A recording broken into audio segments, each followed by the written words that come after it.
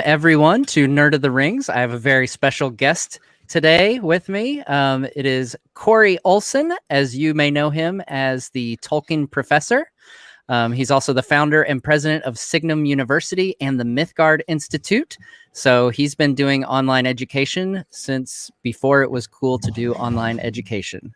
So welcome, Corey. Thank you so much for joining us today. You are welcome. You're welcome. Yes, sorry. That's all right.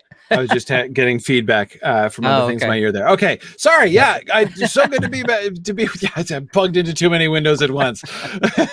Yeah. So it's really fun to talk to you. Really appreciate the content that you create. I'm a big fan of sort of YouTube Tolkien content creators and stuff, and the stuff that you do is really good. Oh, thank you. Well, likewise, I'm also a big fan of your work and.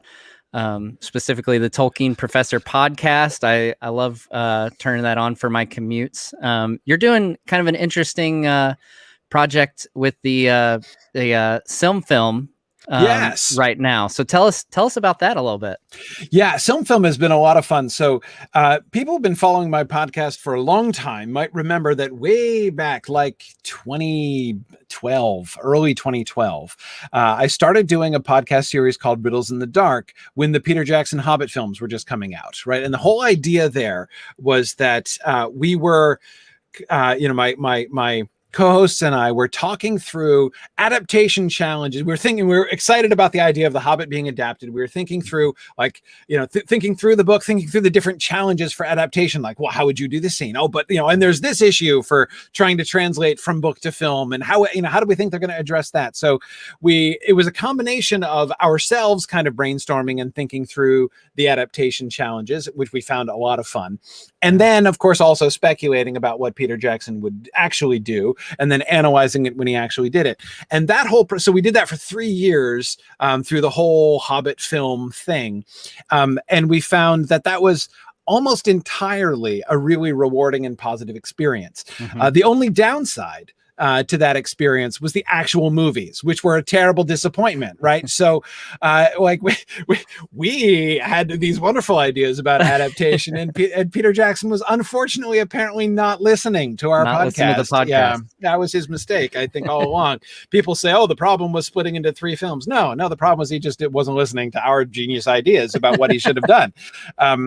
It did create some really kind of funny moments. In particular, it really skewed my immediate reaction and experience of watching the films, because we'd done so much speculation and thinking about this that there were like a whole bunch of very specific things that I was looking for. Like at the end of every episode, we ended with a particular multiple choice question. Like, do we think, there's this issue, he's got to address this. Do we think that the films are going to do A, B, C, or D? Yeah. And there were often very specific things. And so I remember in particular, one of the ones which led me to a slightly embarrassing situation.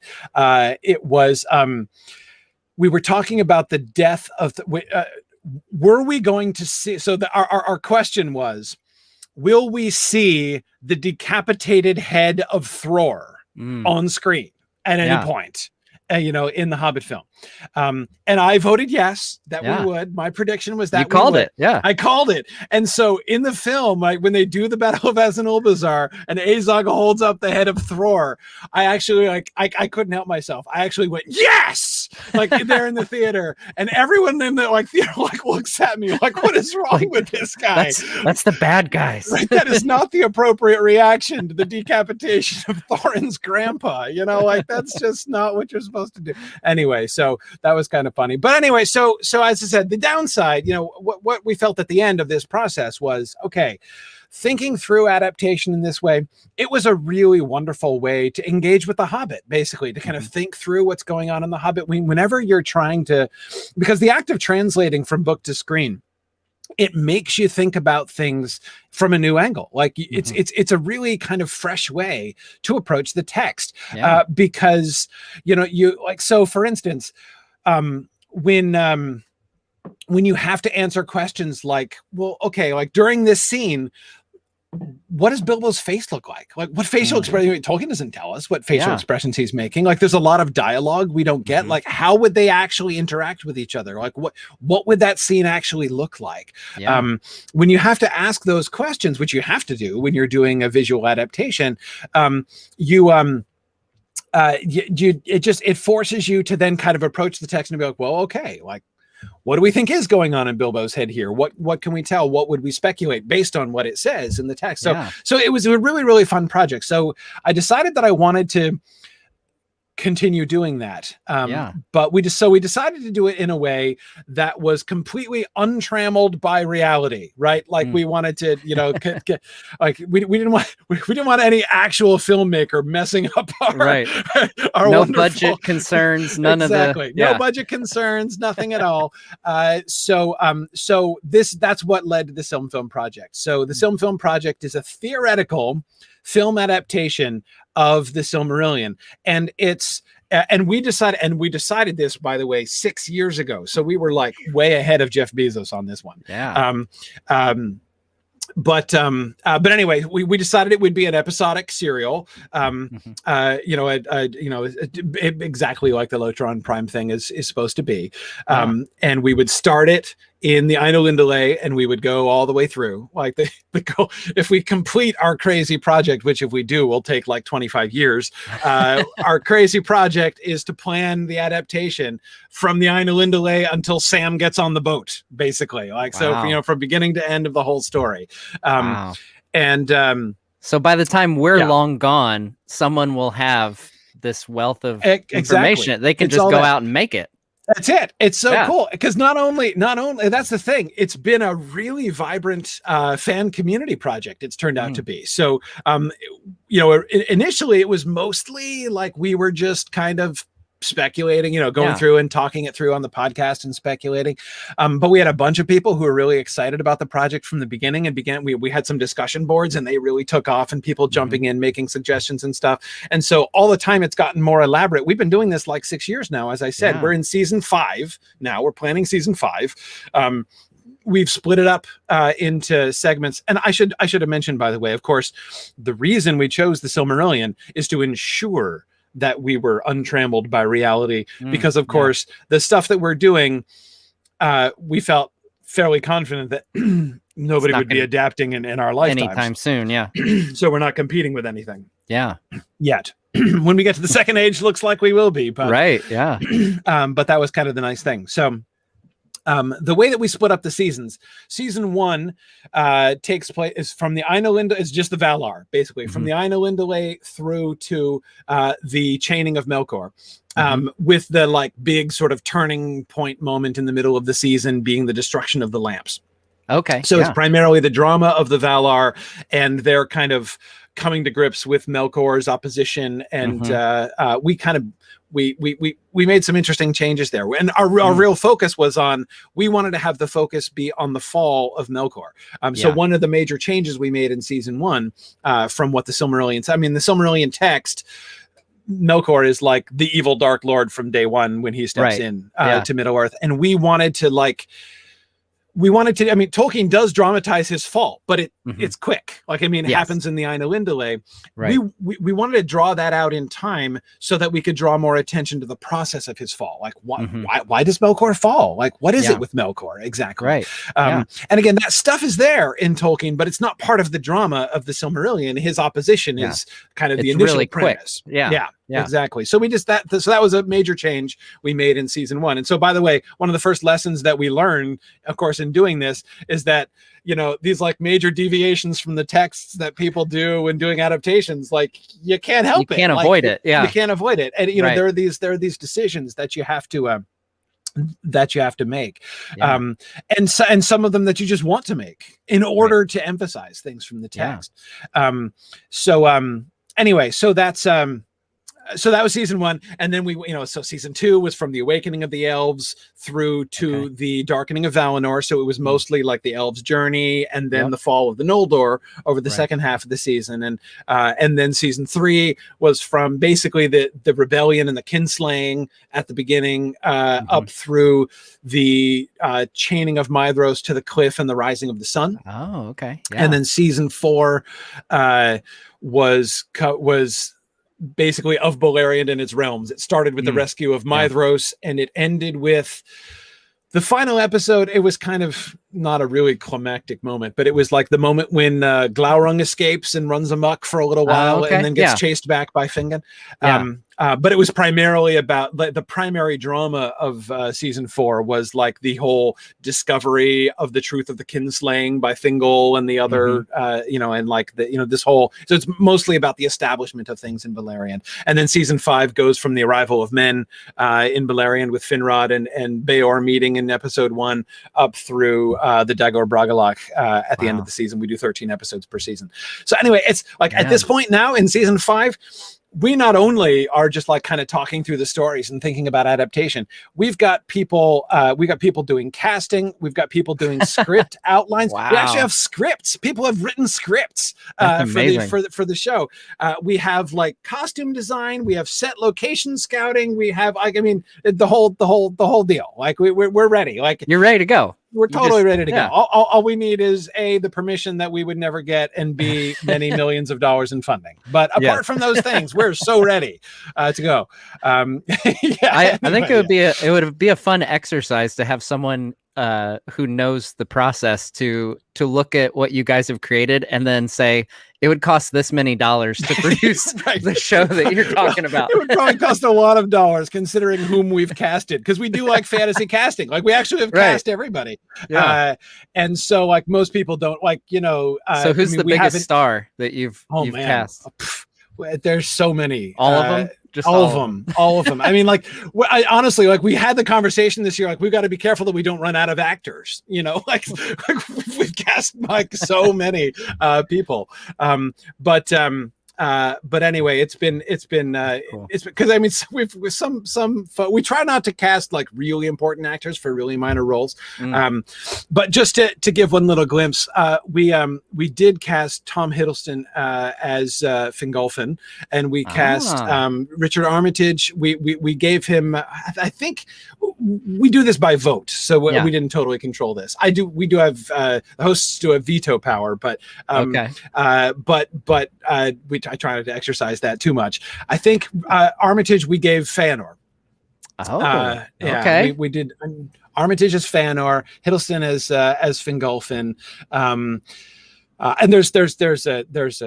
there's a lot, we of course we try to be there are some threads that go through, like you can kind of tell what shows the people who participate really like.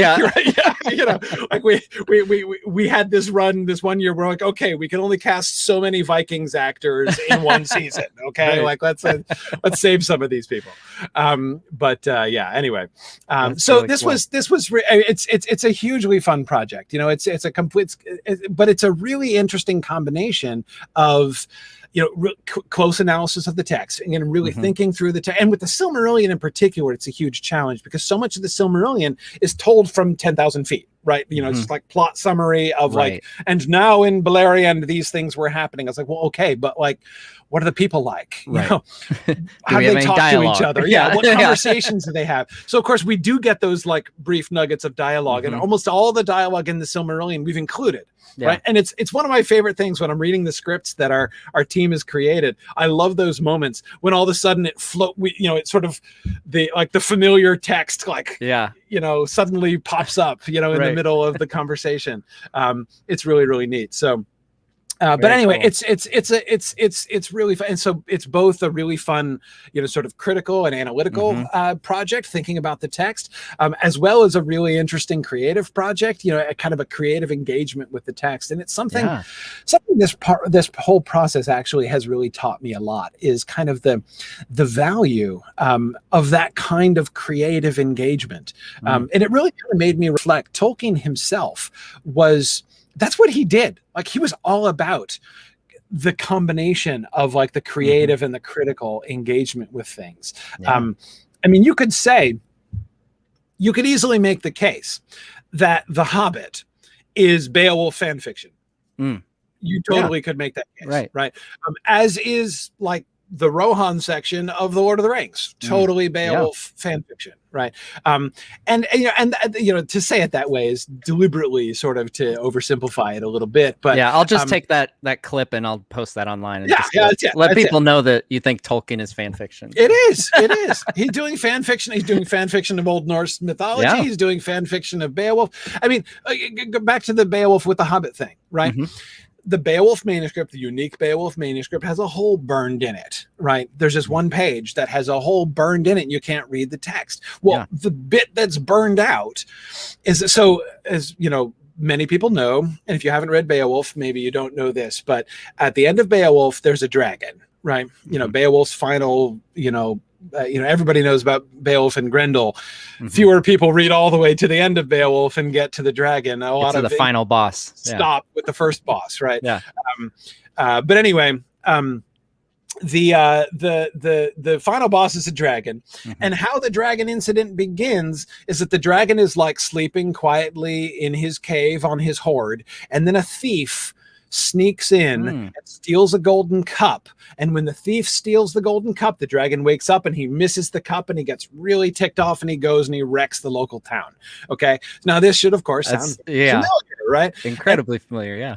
But the thing that's missing, the bit that's burned out that we don't know from the text, is why did the thief do that? Who was the thief? And why did he do this? Like what there's an explanation, but we don't have it because it literally is gone. And it's a unique manuscript. So one way, I mean, it's not the whole explanation for the Hobbit, but one thing that the Hobbit does is it's Tolkien's fun, like fairy tale answer to that question. Like, who was that thief and why, and how did he get there? And how did he end up stealing a golden cup? Well, maybe it was something like this, right? So, and that's very like a kind of fan fiction premise, right? To kind of complete, someone else's story, to fill in a gap or an untold story from there.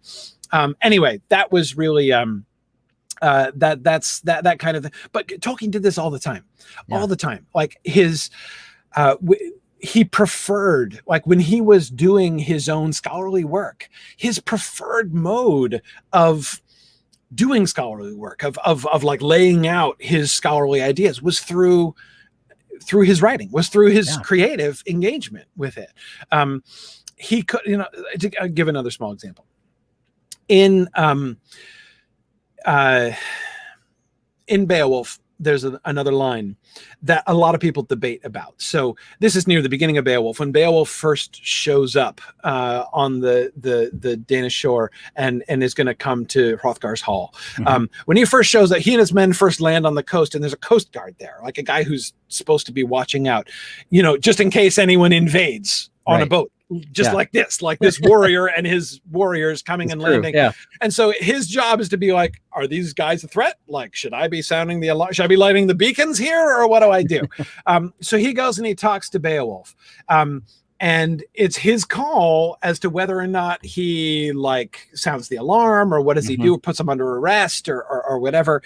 And he decides that he likes Beowulf and he trusts Beowulf. So he's going to let Beowulf come. He's going to lead Beowulf back, and he's going to let him keep his weapons and stuff, which is a big deal, right?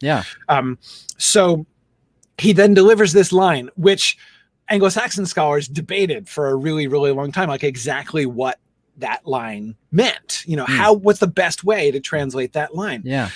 Tolkien had an opinion about how that line should be translated and how he wanted to translate. It is the line, he gives that line word for word, his translation of that line word for word to Hama, when Hama is deciding whether or not to let Gandalf in with his staff, right? The thing that Hama says when Hama gives Gandalf the green light, right, to go in with the staff, and he says, like, but in doubt, a man of worth will decide with. I'm forgetting the exact line off the top of my head. But that line, that's exactly how Tolkien argued. So like basically his contribution to the scholarly debate was not, he didn't like write an article about it. Instead, he just put it in the Lord of the Rings. Like that's, that's instead, cool. He wanted to like, envision the whole situation. So he Mhm. creates this situation in which Hama is in a very similar situation with Gandalf, Absolutely. and the others, and delivers exactly the same line. So the whole scene works like a really in-depth analysis, essentially, of Yeah. that Beowulf line. But of course, it's not like official scholarship, but this is how Right. Tolkien thought. This is how he worked. So It's incredible. this kind of creative engagement, I've come to not only value it more for myself, but to realize, yeah, this is kind of like Tolkien did this all the Yeah. time. This is exactly the kind of thing that Tolkien did all the time. So Very cool. anyway, Yeah. yeah, I didn't realize. I knew that, the dragon came into the Beowulf story. I did not realize that either I never knew or I've forgotten that it was because of a thief stealing a cup. That's very interesting. yeah. The Golden Cup is right out of there. Yeah, absolutely. That's awesome. Absolutely. So we're kind of on the topic of adaptations here. So I know, I've kind of keeping an eye on the chat here, and I know, sooner or later it's going to come up. So we'll just go ahead and dive on in. Yeah. To Lord of the Rings on Prime. And we've got a couple very specific questions dealing with this time period. So I'll go ahead and throw some of those at you, and we can talk about the show as well. Sure. For first question we've got from Simon Cooper. He asks, did Sauron have the One Ring while he was in Numenor? And if so, how did he retrieve it after its downfall when his body was destroyed? No, he didn't. He didn't. And that is... I got to be honest. I think this is one of the greatest weaknesses of, I mean, there are a lot of things that people will be like, oh, that's a plot hole in Tolkien. And I never am a big, I'm never much concerned about things that people call plot holes. I think that a lot of times people are looking for problems and therefore making things into problems that aren't really problems. So I'm never very impressed by plot hole discussions, but in my opinion, this is one of the biggest plot holes in Tolkien's world. And there's a good reason for it. And let me justify the plot hole before I even describe it. The justification for it is that basically there were two threads of story that were growing at the same time in Tolkien's mind. Right. On the one hand, he had the history of the rings, the Rings of Power, all the way and with Celebrimbor and in everything else, all the way down to that was like one thread of Sauron's story that was growing. The Numenor story and the downfall of Numenor story was a separate story that he was writing, and that had begun well back before he started writing The Lord of the Rings. But he returns to it in the middle of The Lord of the Rings.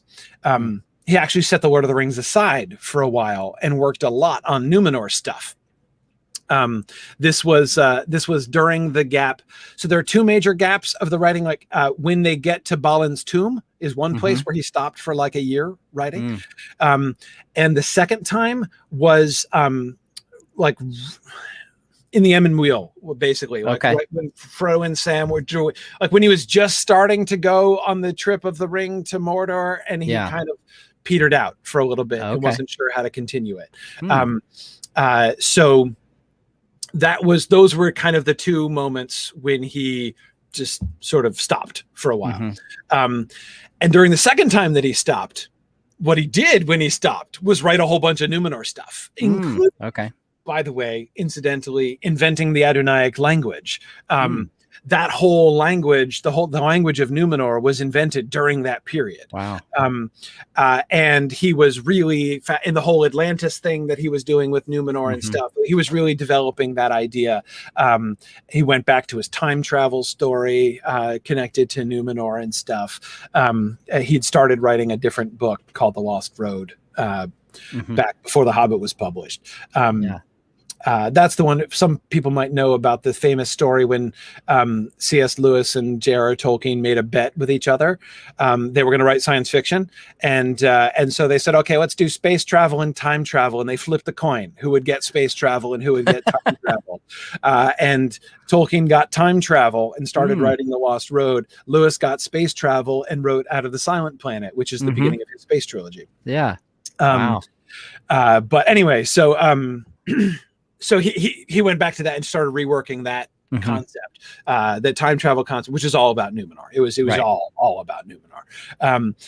And he definitely decided that he wanted Sauron to be the primary villain of that story. Yeah. So even the Akalabeth kind of eventually comes out of that period, that stuff that he was writing. But as I say, they kind of grew up separately. So there's the like Sauron and Numenor story, and there's the Sauron and the Rings of Power story, right? And they never got like fully integrated. And exactly the question that person, that the person is asking is exactly the crux of the issue, right? If Sauron has his ring, as he would, he hadn't been taken from him yet, right? So like, why wouldn't he have it? It would be at the bottom of the ocean, right? Or wherever Numenor ended up. And that's a pretty big problem. Yeah. Right? So basically, in order to, because that would be simply a plot hole. I mean, that would be just a contradiction. And so therefore, seeing that, Tolkien was forced basically to say that Sauron set his ring aside and didn't take it with him to Numenor. I mean, there's no option. He can't. Sauron can't have it in Numenor. It's not possible. Right. But like, Sauron, really? Sauron set it aside? Yeah. Put it on a stand over here, like, and be like, watch that until I get back, right? Or what does he make, a super secret magical vault or something that nobody else? I mean, like, how on earth would he do that? Why would he do that? I mean, it's really hard to retcon Sauron's mindset, right? I mean, like, maybe you could do something. Maybe you could be like, well, okay, he'd be like, well, if Ar-Pharazôn, the king of Numenor, to whom I'm surrendering, captures, I'm going to be his servant. He might demand, if he finds out about the ring, he might demand my ring of power. And maybe he even has the strength to wield it to some extent. And that could be a threat. So, maybe he's like, I don't want to deal with that. So I mean, that's the only rationale I can possibly imagine for Sauron not bringing his ring with him, right? Numenor. But even then, even with that justification, what does he do with it? I mean, where on Middle Earth is Sauron going to be like, I'm sure it'll be here when I get back. It'll be fine. No big deal. Like, it's only essential to my survival and the core of all of my power. I think I'm just going to put it under my pillow till I get back. Like, what does he do? It's just really hard to, because it's clear he doesn't even trust the Nazgul with it, right? This is something that a lot of people misunderstand, but I think it's pretty clear in the text. When the Nazgul are pursuing Frodo in Book 1 of the Fellowship of the Ring, they're not trying to take the ring from him. They're never trying to take they're trying to take him with the ring. Like, Frodo's destiny is to bear the ring to Mordor. Whether he does it in the custody of the Nazgul or out of the custody of the Nazgul is the only question. They're going to haul him. Remember, that's what they say at the ford, right? Come back to Mordor, we will take you. Right. I don't think the Nazgul can or certainly have permission to take the ring themselves. So he can't even leave it with the Nazgul. So what's he going to do? There's literally no one on earth he can trust with the ring. Is there any place he could hide it? So anyway, and honestly, it just seems it's a really weak part of the story, because it's like a fault line, right? Between where two stories meet, two different stories in his, and he never fully retconned the join of those two stories. So the only thing we get is that one sentence in the Akalabeth, which is like, he set aside his ring of power and went to Numenor. And it's like, wait, what? He did what? How? Why? But we don't know. So yeah, it's tough. I mean, it's definitely a weak, and it's a kind of weakness that you get when Tolkien didn't write that story yet. Like, he never really fleshed that out, and that kind of thing happens all over the place. Tolkien was super good at doing this kind of retcon, but he hadn't gotten to that one yet. So sticking on the top, since we're talking Second Age, obviously we've got the Amazon show coming up. So I'm curious, obviously, as a huge, and huge might be an understatement, huge Tolkien fan yourself, what % excited versus nervous are you in regards to the new show? I make the deliberate choice to be optimistic. I do. It's not that I don't understand people who feel more dread than excitement. I do understand that. I see all of the reasons for uncertainty, but I reject them. Yeah. I reject them because there will be time enough to lament bad things done if they happen. Right. I choose not to borrow trouble. Right. Yes. So now, when we know nothing, I choose to think it's going to be awesome, and we will see. And I'm going to give it every chance to be awesome. There are certainly causes for concern. There's certainly potential issues, but I am excited. And here's the thing that I am most excited about. And first, the other thing I would say, what we've actually seen from the Amazon people, like everything that Amazon has officially released has been great. I've loved it. I've loved everything that they've released. I don't think there's anything that they've actually released that gives me any cause of concern at all. Yeah. So far, so good. And there are several things that I love about what they're doing and what they've done. And the main thing, there are two main things that I love. Thing number one, they're giving it time. Right. The biggest objection to the Peter Jackson films, there are lots of choices that they make that you might not like. And of course, the Hobbit films are just not very good movies. The Lord of the Rings movies are very good movies. But they're also, in places, I think, less skillful adaptations of the text. It's ironic to me that I actually think the Hobbit films engage with the text a great deal more than the Lord of the Rings films do, which they kind of leave the text aside for large bits in ways that the Hobbit text actually doesn't. But the Hobbit films are terrible movies, and so that undermines everything else. But anyway, the biggest problem, though, with the Peter Jackson films is they're too short. I mean, you can't. A feature film is a terrible medium for adapting a book, any feature film and any book, because you're going to cut so much out. I mean, for audiobook readers have a natural and more intrinsic understanding of this, right? The Hobbit audiobook, unabridged audiobook, is 11 hours long. Right. So just like to literally do the story, to narrate the story of The Hobbit takes 11 hours. To try to compress that into even 3 movies, because you've got to add stuff for visual, the visuals and stuff. Because The Hobbit is very light and breezy. There's not, you would have to, I've always argued with people who say like, oh, 1 book into 3 movies, but there's a lot of story. I agree. No, and especially the way that they were approaching that, I agree. I'm a strong opponent of people who say the problem with the Hobbit films was the 1 book into 3 movies. No, I think that was actually exactly the right call. They just did it very badly. But anyway, Lord of the Rings, you've got to be kidding me, right? I mean, this is 50, I forget how many, 60 hours of narration. I mean, and that's just the narration of the audiobook, right? So to compress that into even the quite long movies that Peter Jackson made, the literary equivalent of a feature film is not the novel, it's the short story, right? I mean, these are short stories that you're telling. So it's really, really awkward. I'm not saying that no book adaptation has ever been done well, in a feature film, but I'm saying it's like, I mean, you could also tell a really good short story adapted from a novel too, if you wanted to, but it's a hard thing to do. So the very first thing that I am delighted by with Amazon is that they're going to take their time.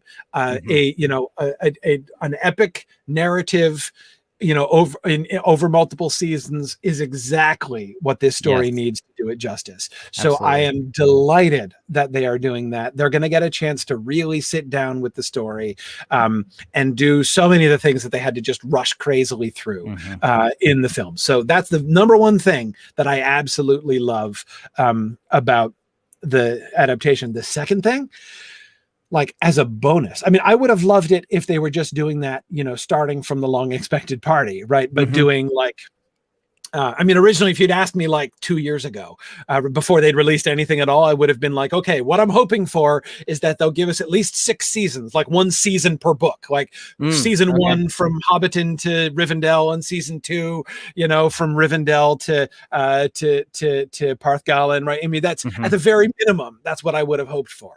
Yeah. When they said essentially, okay, we're going to do the Lord of the Rings, and we're starting with Celebrimbor and the forging of the Rings of Power, I was like, oh yes, that's how you do it right there. Yeah. Let's start the story let's really take our time, right? And now, based on the things that they have released, I'm not even convinced we're going to get to the Last Alliance by the end of the first season. Right. I mean, it seems entirely possible that the whole first season could, like, the climax of season 1 could be nothing more than like the reveal that Anatar is Sauron, like and Celebrimbor being aware of the forging of the One Ring, like that could be the end of season 1, because we have the Numenor stuff involved there too. It's very, maybe we get the downfall of Numenor to the at the end of the first season. It's possible we go all the way through the Numenor plot, but it's now beginning to feel like, okay, the forging of the Rings of Power and all that stuff with Anatar and Celebrimbor, and the growth of the Shadow, and Gil-galad is concerned, and Aldarion, king of Numenor, is in conversation with him, and they're allying with each other and stuff. So we got that whole subplot, and then we get and then the whole history of Numenor right after that, all the way up to Ar-Pharazôn and the capturing of Sauron and the downfall of Numenor.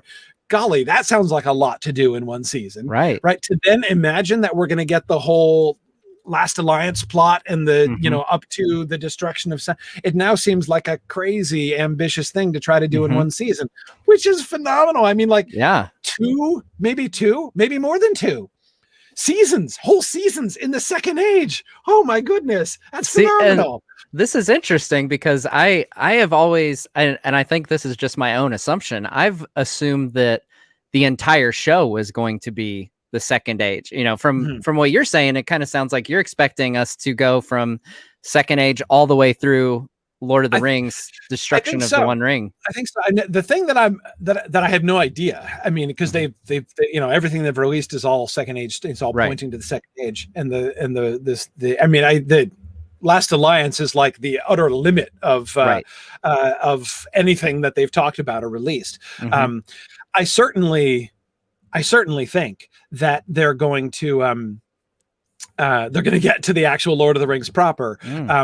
My question is, what about the first 3,000 years of the Third Age? How much of that are they going to do? Are we going to get the whole thing? Are we going to get some kind of like bits of it?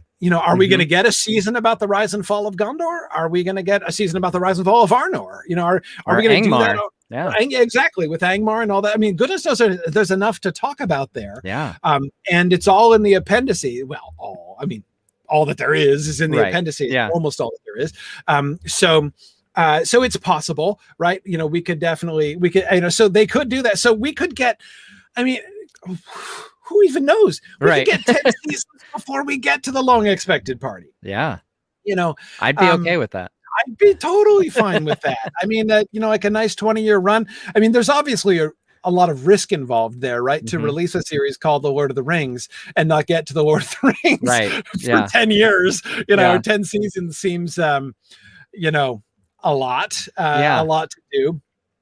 And I'm curious to see, what if that ends up being the final title of the show, if like everything we've seen so far is just Lord of the Rings on Prime. I wonder if they'll we'll getting a subtitle like Lord of the Rings, the Second Age or something. Right. Yeah. I wonder. I mean, yeah. And I've people have made the point, well, Sauron is the Lord of the Rings, so you can name the series after the main antagonist, why not? Well, the books are kind of named after the main antagonist. Right. Yeah, exactly.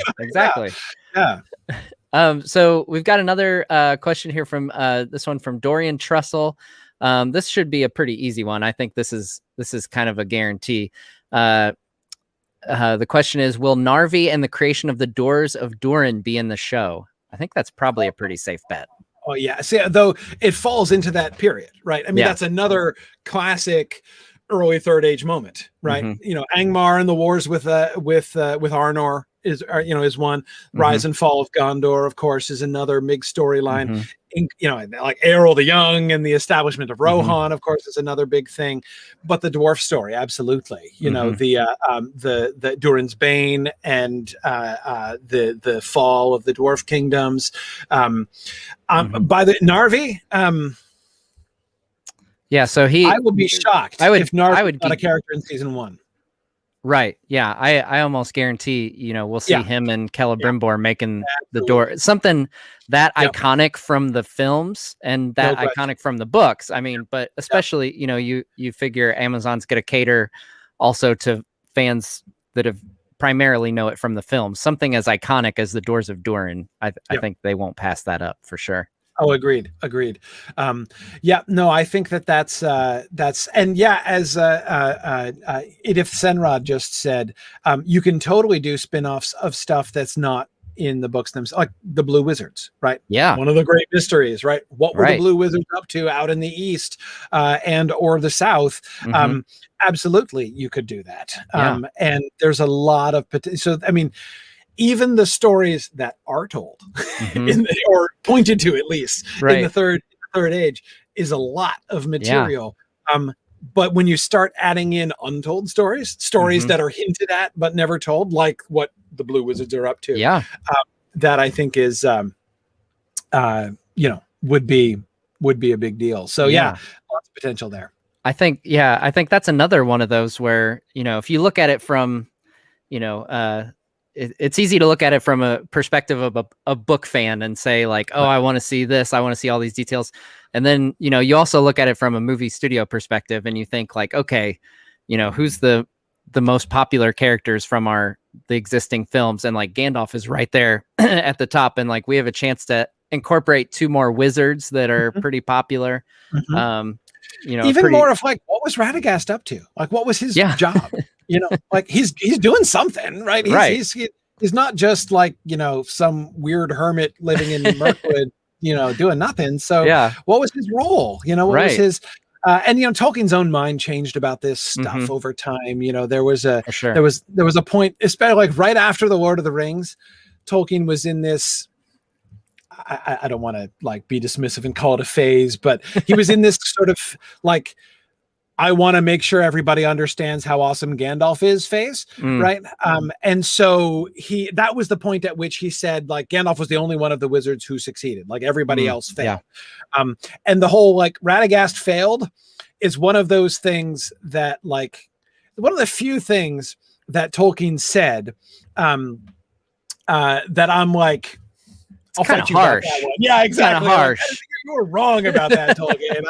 I got and as he went on to develop the story a little bit, it seems to me fairly clear that he was kind of he lightened up a bit on that, taking that back. He never explicitly took that back, but I think that his mind was changed based on some of the things that he was writing. I think that his mind was changing about that. Well, in the Blue Wizards, even because they're included in that, and then in the later version of the Blue Wizards has them, you know. Without their help, the forces of the East would outnumber those of the West. And I mean, that doesn't sound like failure to me. Anyway. No, exactly. And with Radagast, like when he decided that Radagast, you know, when he actually went to write the like Valinorian backstories of the wizards, right? Who they were before they came to Middle Earth. You know, it like he explicitly says that Radagast is one of the Maiar of Yavanna. Right. The Valar of the, you know, the plants and the beasts and everything. Birds and beasts, So it's like, I'm sorry, like Yavanna would not consider so the implication of his statement that even Radagast failed is that basically the job of the wizards is to oppose Sauron, and Radagast was just like going native and hanging out with birds and beasts, and that's not enough. Like he didn't contribute enough to the war effort. Essentially, that seems to be the implication of his saying that Radagast failed.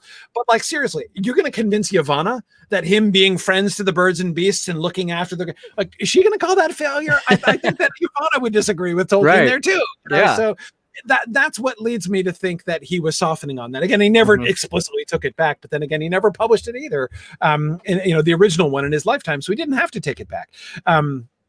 But this is one of the issues when we get after his death, all of these things that he wrote published that he didn't ever publish, right? Is that, you know, a lot of times you see him kind of brainstorming, basically. And sometimes, you know, saying one idea and then rolling out a different idea later on. And so, you know, it's hard to say that. But anyway, so it's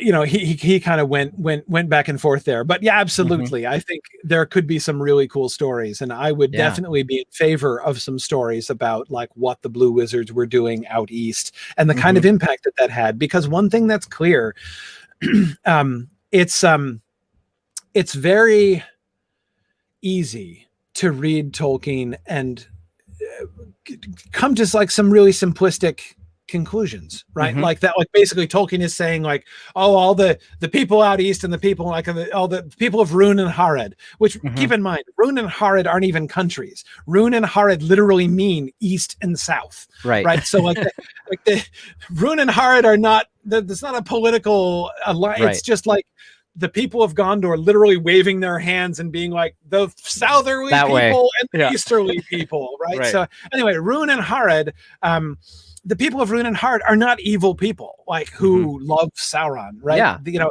Sauron has enslaved and corrupted them in various ways, and there is definitely the implication, especially in some of Tolkien's later writings, he makes this more explicit, that behind the scenes, Tolkien was imagining this whole like propaganda, like through like by means of a religious cult, like the cult of Sauron, like to worship him as a god. So he's sending out like Sauron evangelists who are like convert and like bringing people to do horrible, like you know, probably even playing the rolling out the same play, you know, the same playbook that he ran in Numenor with the human sacrifice and stuff, right?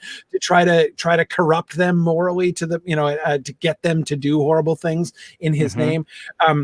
In other words, like he is absolutely not like utilizing the cultures, but he is undermining the cultures. He is corrupting and eliminating the native cultures in the East and South. And so to show the drama of that, like there will have been some places that held out, some places that said, we will have nothing to do with this. There would have been wars between you know, people who had come over to Sauron and those who hadn't. There'd be civil wars, you know, where particular lands and towns and families are torn. And the Blue Wizards, in theory, would have been involved. In absolutely. Things, right? And so there's really cool, fun stories. So the opportunity. So of course, we never meet any of the good guys among the Haradrim and the Easterlings, but they must they must exist. They totally exist within the world that Tolkien created. Now, of course, we never see them because the only ones we see are the ones who march with Sauron's armies, right? Because we never go to Rhûn or Harad,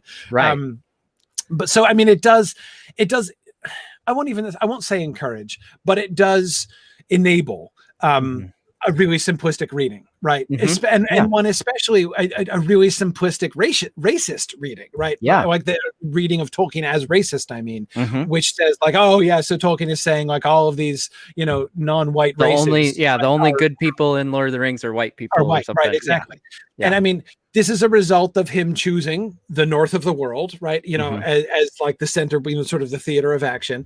But anyway, even on that basis, it's not quite as simple as that. But but anyway, yes, like, was he envisioning that, like, you know, Black people and Asian people are all evil? No, that is not even the story in the book. That's not the story. But again, we never see it because it's not.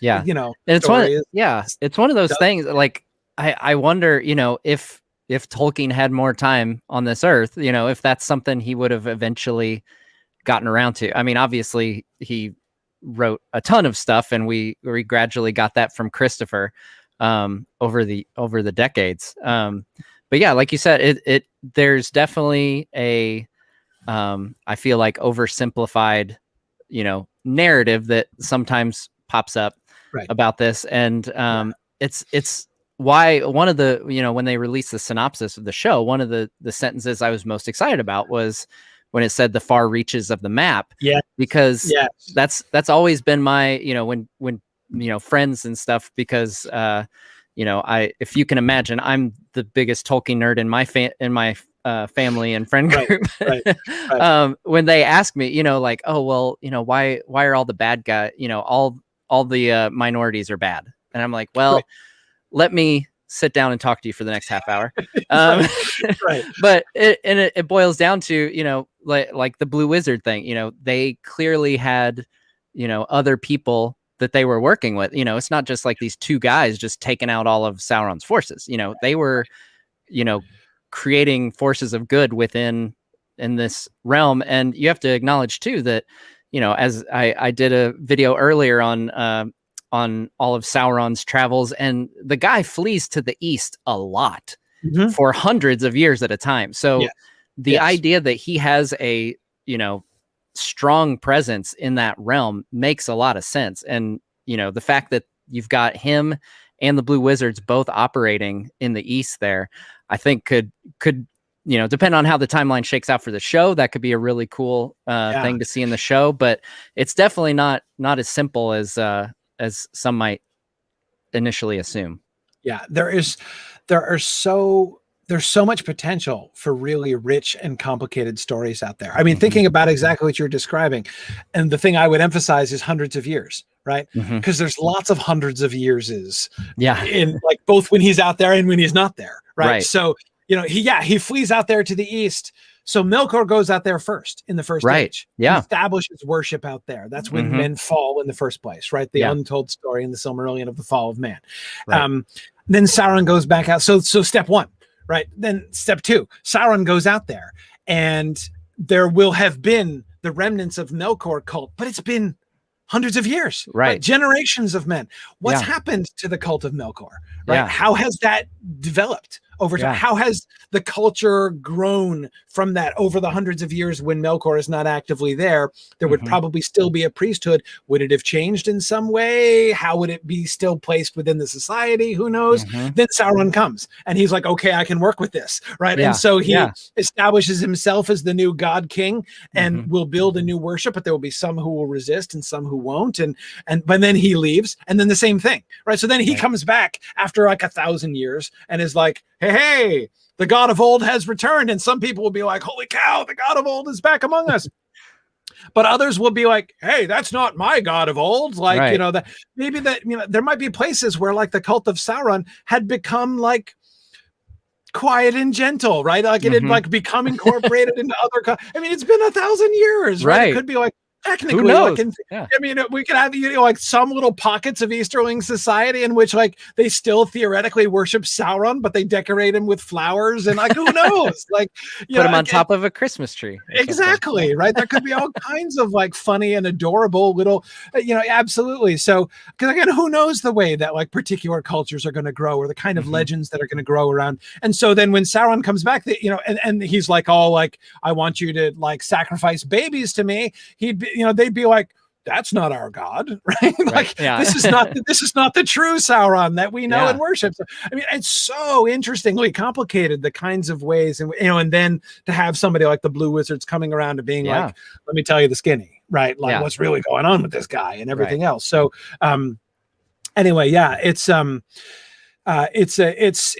so much. It's so rich. You could do a whole series on just, the East and looking at how this goes by. And then of course, remember then Sauron vanishes for another, even just thinking of the Third Age, right? He goes away for thousands of years. The amount of time between the fall of Sauron at the Battle of the Last Alliance, right? The Battle of Dagorlad and the slopes of Mount Doom, all the way up until he moves back into Mordor and redeclares himself in the East, right? That is about the same amount of time as between now and like the high period of like the ancient Egyptian empire for us, right? Yeah. That's how long it's a long time ago. We're talking like, or maybe like the Punic Wars, like the first Punic Wars. That's how far in the distance. Long time. So many of the Easterlings are going to be like, Sauron who? Like, what are you? Who are you? We've Yeah. never heard of you. You know, there might be some ancient stone tablets somewhere that still remember the worship of Sauron, but not many. Anyway, it's really it's fascinating to think how this happens. Yeah. I'm on board with you. I like, you know, we got on this topic with the Amazon show, but I'm kind of the same way. What I always tell people is I'm not going to worry about anything until there's something to worry about. Right. You know, like we don't even have a trailer, and like, you know, so exactly. Until I have something to look at. Right. And we should probably address explicitly, I know one of the major things that people are worried about is the whole like nudity thing. Right. You know, and that's why I was emphasizing everything Amazon has released. Right. I'm totally on board with. That's not something that they released. That's, you know, conclusions that have been drawn based on plausible evidence that has been found. And there again, I'm just kind of waiting, and we'll see, because the evidence could be understood in many different ways. You know, I mean, like, it's like, is it possible that they're going to do, you know, they're going to do the HBO approach, right? And like make sure that they have at least one topless scene in every episode, you know, like randomly added topless prostitutes in the room with, I mean, yeah, maybe they'll do that. And if they do, that'll be horrible. Like, and I'm not going to say that won't be horrible. But I don't think that that is what it means necessarily. I don't think, you know, so again, until we know, I'm not gonna trouble myself about it too much. Right. I mean, I will say, I do think it would be a really, really big mistake to do that. Yeah. I'm right there with you. Like, I get that question a lot with stuff like that. And my thought is, you know, you've got, Amazon has invested a ton of money into this thing. And they spent $500 million for the rights. For the rights. Yeah. Just for the rights before they spent a penny on the production. Right. They spent $500 million on so I don't think they're going to go out and say, like, if there's one, you know, one of the few things that will immediately turn off your diehard Tolkien fans, it would be gratuitous nudity. Yes. And so like, I think I like to think, you know, that these people are smart enough to know how big of a turnoff that would be. And that's why I don't get too, like you said, I don't borrow drama. Don't borrow trouble. Don't borrow trouble. Yeah. Don't borrow trouble. Don't borrow trouble. It's you know, there'll be time enough to get upset if it happens. But you know, because if it didn't happen, then you know, you've wasted all your time and energy getting upset. You made yourself miserable for no reason. But I am hoping that too. The main thing that gives me hope about this, actually, and I gotta give Peter Jackson props about this. Peter Jackson did a really admirable job. It would have been so easy to sexualize the women, at least a little bit. It's not that there's no love. It's not that there's no romance. It's not that, I'm not saying that like sexual desire is utterly absent from all of the characters at all times. For sure. Yeah. But think how the costuming, right? Galadriel, Arwen, Éowyn, even Toriel, who is added just to be a female presence. Yeah. You know, like, he had so much opportunity to, like, it would have been so easy to put, you know, Evangeline Lilly in some kind of slinky Catwoman outfit at some point, right? Yeah. Or, you know, like, or a Princess Leia bikini or something. Right? He had every external justification, right? I mean, like, Hollywood does this all the time. I mean, like, you know, to be like, well, obviously, you know, if you want to maintain the interest of a certain demographic, then like, you're going to need to include this kind of thing. I mean, his films, all of them, all 6 of them, actively resist that pressure. And I was really impressed. I was expecting that. That was actually the biggest thing I was worried about with Toriel. I wasn't worried about the fact of the creation of her character. That made sense to me. Like, the Wood Elves, there are no wood elves. Like there's the Elven King. There's not even like there's one who gets a name accidentally because we find out what the dude's name is when one of the other elves talks to him. But there's no characters. Even the Elven King is just called Elven King. He never really gets a name or a character, right? People complain about Legolas being included, but what were they supposed to do? Legolas was the son of the Elven King. He would totally have been there. Like you can't avoid that. But like, so that they were going to invent a named wood elf character to help us like kind of get an understanding of wood elves. So like you almost have to do that. I think I would have done the same thing if doing an adaptation of The Hobbit. And if you're going to invent one, you're going to invent a female character, right? Because there are no female characters. Actually, that's not true. I just realized only recently, like within the last few years, that there is a female character in The Hobbit. The spider, the spider that Bilbo kills with Sting when he wakes up. Well, there we go. Is female. Okay. He uses a female pronoun there. So there you go. See, there's a female. There's that will satisfy nobody. But anyway, so like obviously, like so if you're gonna invent a new character, it's got to be female. So like I said, I've never had a problem with Toriel conceptually. Like it makes perfect sense.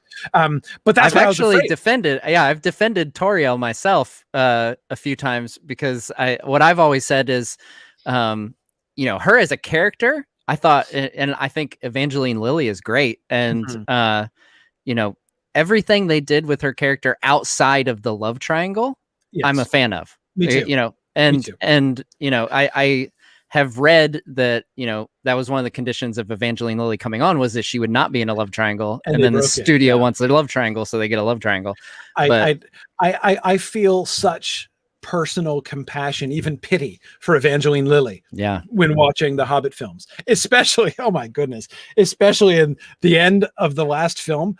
Why does it hurt so much? When she is forced to say some of literally the worst. I mean, like the lines that Evangeline Lilly has to deliver there are as bad, almost as bad as the Anakin and Padme romance lines in the Attack of the Clones. I mean, it's close, but they're almost that bad. I never thought that badness of dialogue would be rivaled. But, oh my goodness, they managed it. Anyway. Back to the like nudity and sexualization. But it was very, like you said, it's very admirable. He did it very well. I mean, it is. Tolkien never. I know of very few stories, especially very few novels written in the 20th century and forward, that use, to use the old word, prurient desire. That is like desire that act to incite sexual desire on the part of the reader. To go to the opposite extreme, George R.R. Martin does this all the time. Right. Yes. I mean, there are constant scenes where like he is trying to make you feel, the kind of sexual desire that the characters in the books are feeling. Tolkien never uses sexual desire as a hook, ever uses sexual. It's not that it never happens, but he never uses it as a hook. There is, I can't think of a single place in anything that let me not say that. I can't think of anything in Tolkien's published works, that's safe, in which Tolkien is like inviting us, even indirectly, to experience as readers the kind of sexual desire, like the kind of like titillation. Yes, the kind of titillation that like, pornography excites, right? Like he never ever does that. And that is, which I think is why it would be so foreign, if you saw that in an adaptation, it would just, it would clash with your expectations and what would feel true to Tolkien, I think. Yeah, absolutely. I mean, there's nothing I think that would feel like less true to the spirit of Tolkien than actually having that kind of, that kind of prurient interest on the part of the viewers to, make you keep watching because you're hoping she's going to take her shirt off, right? I mean, like that kind of dynamic, which again, Hollywood does this sort of thing all the time. It's a pretty common card that Hollywood plays in order to keep you engaged with what's happening. Right. There is no appeal that you can make that is more alien to Tolkien's stories and Tolkien's world than that. Absolutely. So anyway, that's certainly why I think, but if there are some ways in which they could kind of come up to the line that would not, for me, totally ruin it. Right. But I do hope that they don't go there. Right. I do hope that they don't go there in general, but I think we're definitely in agreement on that. Well, I'll move on from Lord of the Rings. I'm sure we could like sit here and hypothesize on Lord of the Rings on Prime all day long. Yeah, absolutely. I did have some other questions I wanted to make sure I got to. So, Maria asked, what was your first experience with the world of Tolkien? My first experience with the world of Tolkien. I first read The Hobbit when I was 8. And here's how it happened. My parents loved the Chronicles of Narnia, and they had been looking forward to reading the Chronicles of Narnia with their kids, so when I was 7, my parents read the Chronicles of Narnia aloud to my sister and me. And I loved it. I loved the Chronicles of Narnia, and I started rereading them again to myself as soon as my parents finished reading them to me. It's one of the things, one of those, I always remember, where I was sitting and the house that we lived in when I was getting the Chronicles of Narnia read to me. It was wonderful. But my parents were not Tolkien fans. They did not know Tolkien at all. And so they didn't, so that was all I had was Chronicles of Narnia. That Christmas, one of my cousins had heard that, I'd heard the story about how much I loved the Chronicles of Narnia. And so he gave me my first copy of The Hobbit and said, if you like Narnia, you'll probably like this too. So he handed me a copy of The Hobbit. I still have the copy of The Hobbit. It's over there on my shelf. I still have the copy of The Hobbit that he handed me when I was 8. It's the, if Hobbit editions, it's the Purple Emu edition. The one with the wild, crazy, psychedelic landscape coverage that has nothing to do with The Hobbit whatsoever. It's the whole series of The Hobbit and the Lord of the Rings that was published I think it was in the 70s by Ballantine. And it's just hilariously. In fact, there's a funny story about that. The artist who drew those covers had never read The Hobbit or The Lord of the Rings. It was like one of those things where the publisher was like, "We need covers in 2 weeks. Do it." Yeah. And so she did it. She's like, "Okay, fantasy world. All right." So she has a Purple Emu it's called the Purple Emu edition by Tolkien folks because it's so funny that there's a purple emu randomly grazing, next to Bag End. But anyway, later on, she actually read The Hobbit and the Lord of the Rings, and she wrote an apology to Tolkien. She actually sent him an olive branch in the mail. And asking for his forgiveness for her pictures that she put on the covers of his book. But anyway, so it was a Purple Emu edition of The Hobbit. And I just, reading that was just a life-changing experience for me. I read The Hobbit. I immediately got The Lord of the Rings and read The Lord of the Rings. And people sometimes ask me what do you remember from your first time through The Lord of the Rings? And I'm like, I can't even tell because my first reading of The Lord of the Rings was immediately followed by my second reading of The Lord of the Rings. Yeah. And, so it was just I just began immediately immersing myself in rereading the text. So yeah, it was that was very early on. And I lived, when I was a kid, so this is when I was 8, when I was in elementary school, I lived in rural West Virginia. I lived on a mountaintop in rural West Virginia. I literally had to hike down the mountain to get to the bus stop and back up every day. So I was living literally in the middle of nowhere. Therefore I didn't have a library that was close to me. I didn't, and my parents were not great readers, especially not a fiction. So, I had a very small number of books. Right. So when I was a kid, for my elementary school years, I would like read and reread like this same books, number of books. And so it's one of the reasons. So that honestly, that's been the foundation of my whole like Tolkien studies career. Yeah. Is that I grew up from the time when I was 8 until the time I graduated high school. I don't even know how many times I read The Lord of the Rings. Wow. But I have to have averaged at least twice a year, possibly 3 times a year, reading The Lord of the Rings during that time. Because by the time I was in high school, I had access to other books. Right. And I did read other things. We had moved, and I live in Southern New Hampshire right now, which is, I've pretty much moved back to where I went to high school, which still is weird on some days. But I'm back near my extended family again. Okay, cool. But anyway, so here we had libraries and bookstores and things like that, and pavement and stuff. So when did you get beyond, Hobbit and Lord of the Rings? When did you start getting into the, Silmarillion and kind of the deeper lore? Later, really. I tried to read the Silmarillion for the first time when I was 14, and I completely failed. I discovered it in a bookstore, and I was like, because I was like wandering through the fantasy section, and I'm like, there's another Tolkien book. How did I not know this? You know? And I've always been like, I've never been, there are some people who always like, their first impulse is to go out and do all their research and like find all the background information. That's never been me. I've always been, from the beginning, I was always like, I'm content with the primary text, right? Like, I didn't even read the appendices for a long time. Oh, wow. I think I was probably in middle school before I read the appendices, because I like that kind of curiosity I never really had. Like, I loved the story, and I just wanted to immerse myself in the story. But anyway, so I discovered that the Silmarillion existed when I was 14.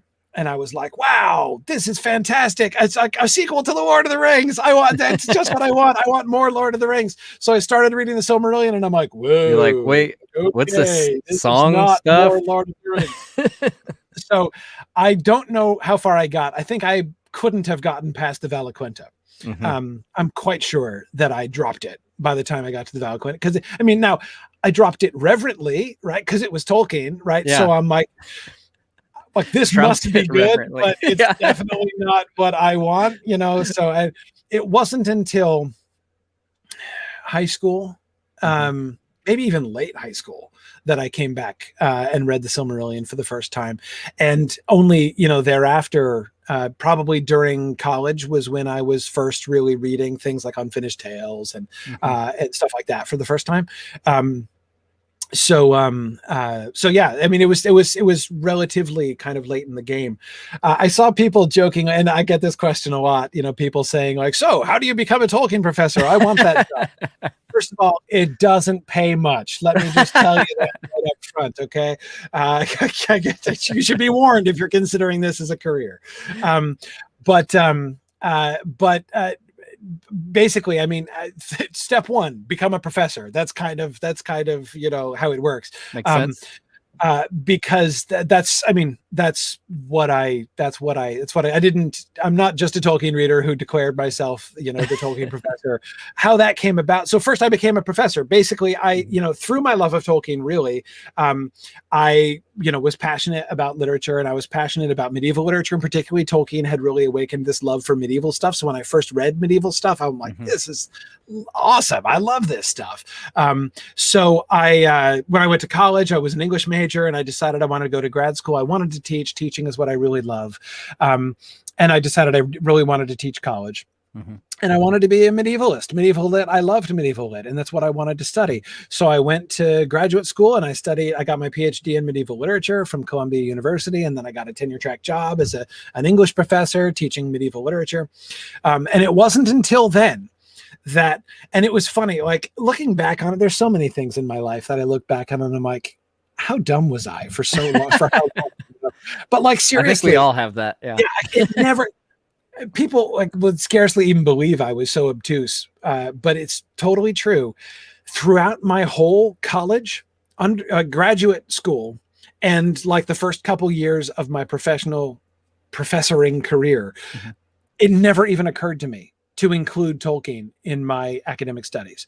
Like it never even occurred to write an article about Tolkien, to do anything. I was a medievalist who loved Tolkien, and it was like I had this like firewall up between like private life and my official academic life, and part of that, of course, was at least indirectly encouraged by the fact that the academic world, the literary academic world, is very interested in keeping the firewall up between Tolkien and the official world of literary studies, which is dumb, and which I'm delighted to say that stick in the mud academics who have been trying to maintain that for years are losing that fight very resoundingly these days, which is delightful, and they should. They deserve it. So anyway, so that was part of it. I think that, like, I had never been encouraged by anyone to consider my love of Tolkien as relevant at all to my literary studies. But anyway, whatever. I never made that connection. I kept that firewall up. But then the moment came. The moment came in my first year of teaching as a tenure track professor.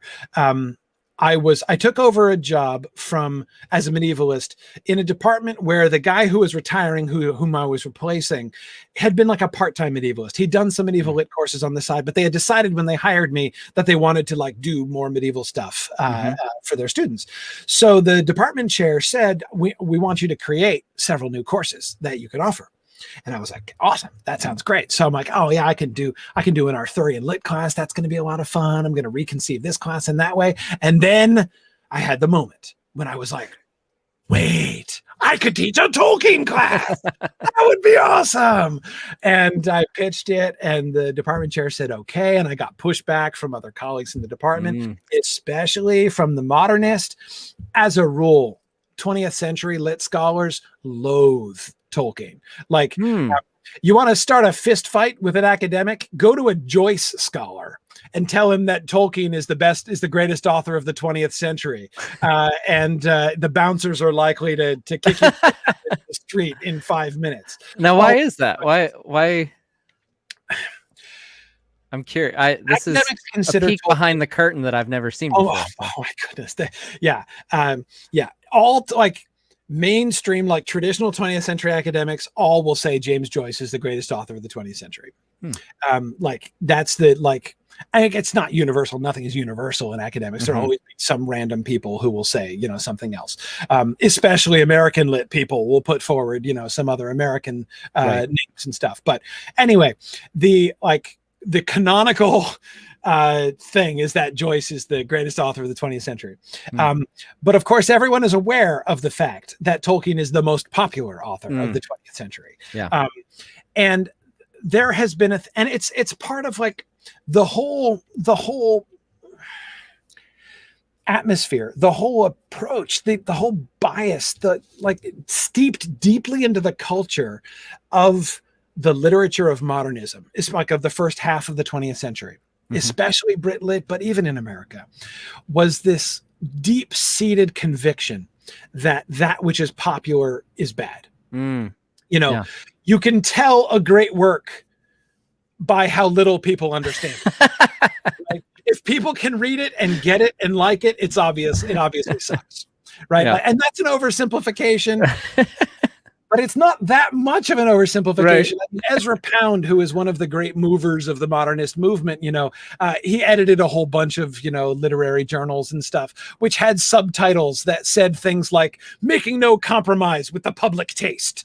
One of his taglines, it's how it worked. Like it's how they thought. It's what that culture was, that literary culture.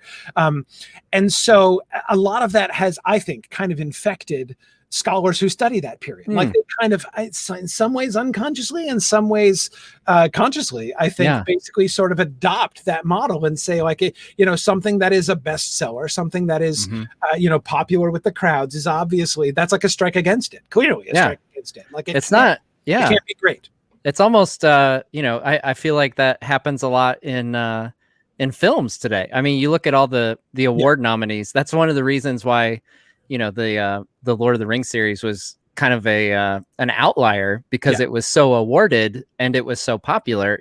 Typically, even after they expanded the number of Best Picture nominees, it's still, there's been many years where I've not seen a single one of them. Yeah, absolutely. Because they don't look interesting to me. But absolutely, it's an interesting phenomenon. It is. It is. And this is something, a really interesting, one of the most interesting things I've read about this is actually an essay by C.S. Lewis, a literary essay by C.S. Lewis, and in which he's asking he's kind of approaching this question because it was still like basically why people feel like they have to apologize for reading, popular like bestsellers, right? Yeah. Like why you don't put like the late, like why nobody puts like Twilight on their coffee table, Right. like instead you would put like, Ulysses by James Joyce on your coffee table to be like, see how intellectual and sophisticated we are. Nobody brags about reading, or people sometimes even are like feel ashamed about reading popular books. Anyway, Lewis was talking about this phenomenon and trying to decide like what when people say like these are good books that are like, legit to read, this is real literature, and these are like, they might be fun, but they're not real literature. And he was looking at how that changed over time. Yeah. And he said the problem is that some books which were definitely in one category at one point, like Charles Dickens is a great example. He was absolutely street level pop culture, right, in the 1860s and 70s, right? But nowadays, he's a good book, right? You brag about reading Dickens nowadays, right? Whereas you would not have bragged about it in the same way back in 1870, right? So what is it like? What is it that determines like whether it's a highbrow book or a lowbrow book? What is it that and why does it change over time? And the conclusion that he came to, I think he's right. The conclusion that he came to, he says the only common factor that you can see among all these things is difficulty. If it's hard to read, it's a good book. If it's easy to read and you just enjoy it's just fun. If it's fun, then obviously it can't be real literature. It can't be good. And when you actually back up and look at that, that's a really stupid way to categorize. Right. I mean, it's dumb. It's not right. It's silly. A book that is in fact easy to read and enjoyable to read may be for that reason very skillfully written, right? There's something to admire there. Anyway, I just saw someone in the comments say popularity plus time equals literature. Sometimes, often, yes. Yeah, I mean, the bad literature of 3 centuries ago is like only read by the most esoteric scholars these days. Yeah, absolutely. In some cases, that's certainly the case.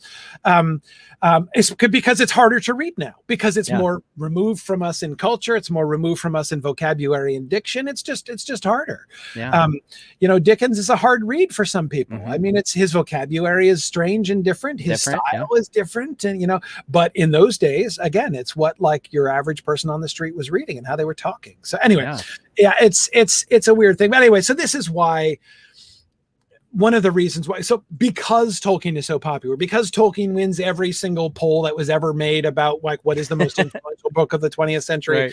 But that's exactly why. So like, it's like the 20th century scholars feel like they need to circle the wagons, right? Because and this was extremely pointed. It was 2004 when I started when I got my first tenure track job. And, so right after like the turn of the millennium, so we were still like doing lots of like retrospective polls and discussions about what is the greatest of the 20th century now that it's over and stuff. So they were particularly on edge about this because Tolkien kept coming out again and again and again, winning every single poll, no matter how they kept trying to do the polls in different ways to make it come out to the tweak the verbiage. Right. Exactly. It always failed. Anyway, so, and this is why, so by the way, when Tom Shippey, the great Tolkien scholar, published the book, J.R.R. Tolkien, author of the century, he was deliberately like, shoving it in the face of fantastic of all the other academics who just hate that action so much. Anyway, awesome. So my modernist colleague attempted to discourage me from teaching my Tolkien class, but I did it anyway. And it may have something to do with the fact that well, I won't say uncharitable things about his enrollments, but it was, let's just say the Tolkien class was a little bit more popular. A little bit popular, class. Anyway, so there were there were issues there. But anyway, so that's how it ended up happening. So how did I come to be called the Tolkien Professor? That was an accident. So I decided that I wanted to start a podcast. Just because I had started publishing on Tolkien, doing scholarly stuff officially on Tolkien, publishing so that I didn't perish and stuff as a junior faculty member. And, but I decided it was kind of lame. That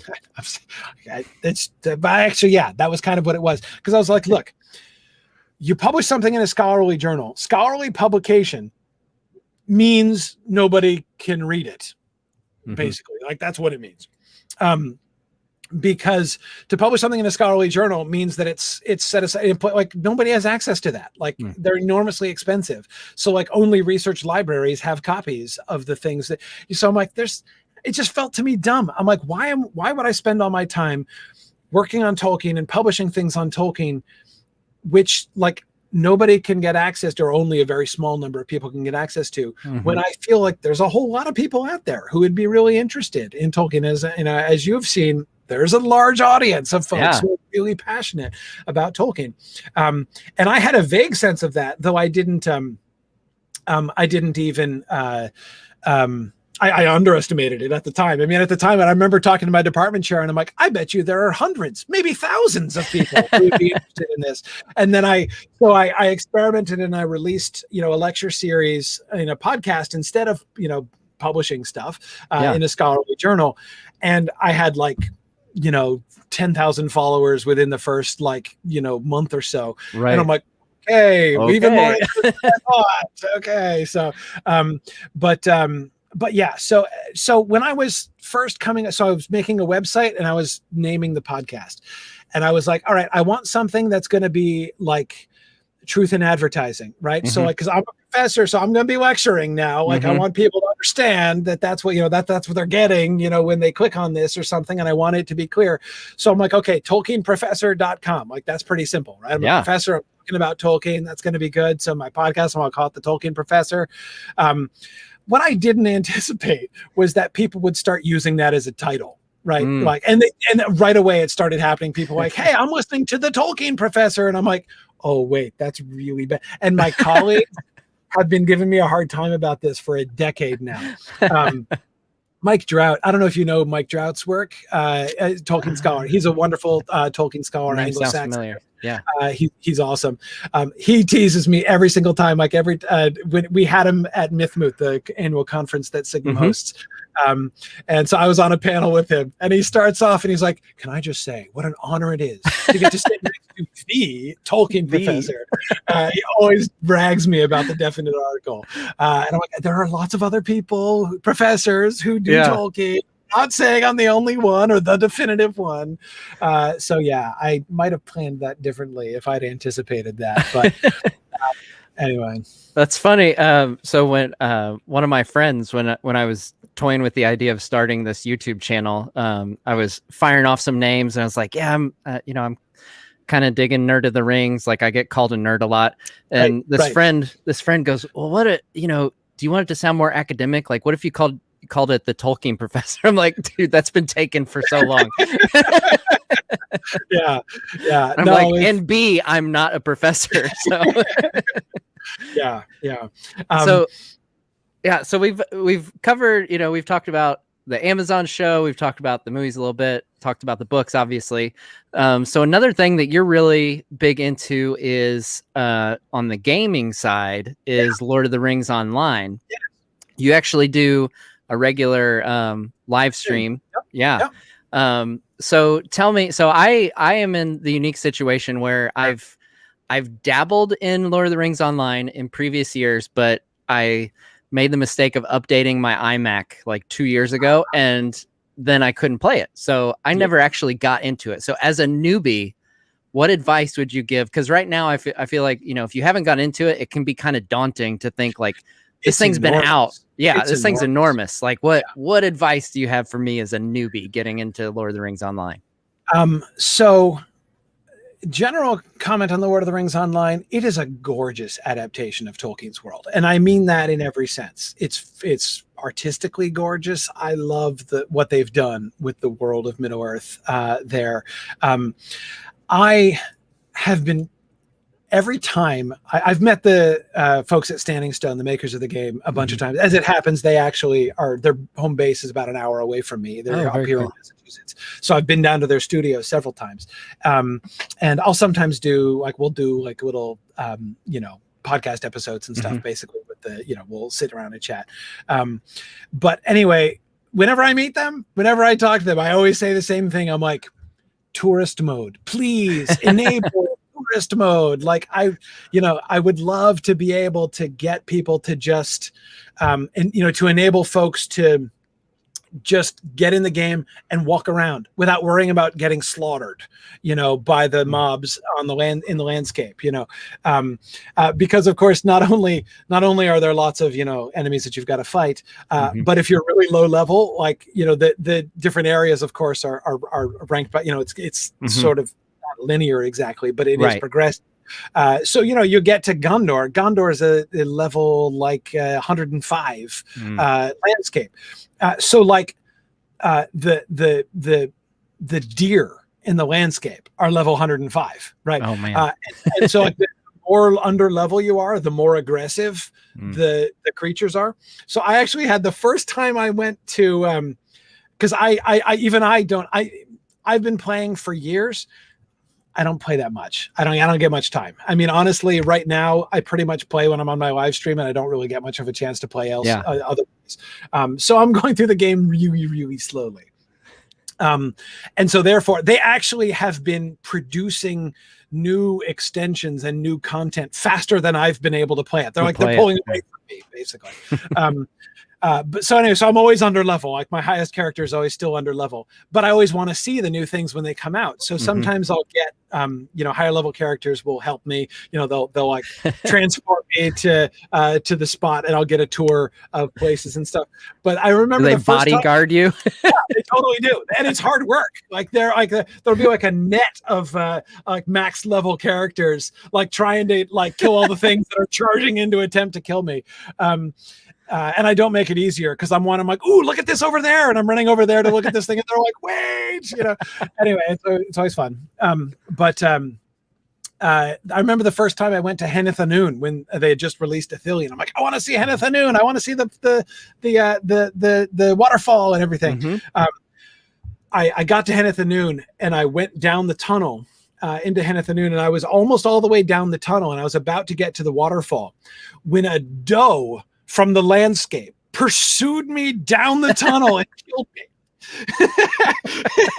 Like, holy cow. Anyway, like that's the kind of thing that, again, it's the way the game mechanics work, and it's fine.